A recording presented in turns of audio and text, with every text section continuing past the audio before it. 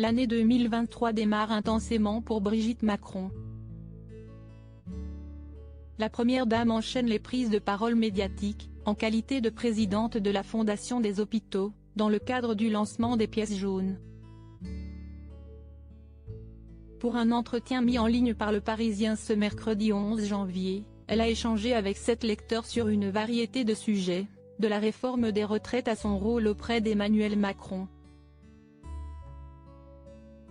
Sondée sur sa crainte d'un potentiel embrasement social à venir, Brigitte Macron a confié être sur le qui-vive régulièrement. « Je sais que tout peut arriver, j'ai bien cela dans la tête à tout moment. Je suis une angoissée mais j'ai confiance dans les Français. »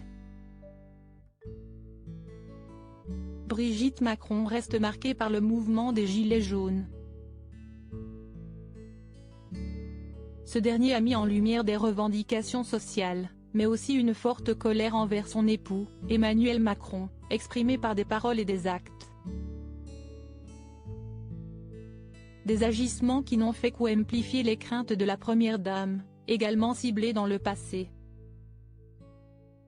« J'ai peur pour mon mari, mes enfants, tout le temps. Je ne comprendrai jamais le recours à la violence », a-t-elle confié auprès du Parisien.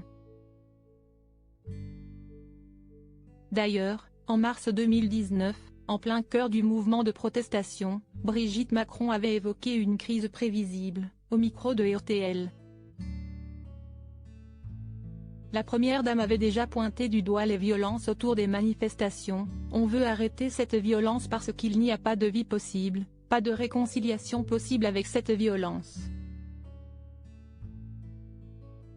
Brigitte Macron et Bernadette Chirac, toutes ces fois où elles se sont accordées ce Brigitte Macron et la réforme des retraites. Les lecteurs du journal Le Parisien n'ont pas manqué d'interroger Brigitte Macron sur la réforme des retraites, très contestée par les oppositions politiques et les syndicats.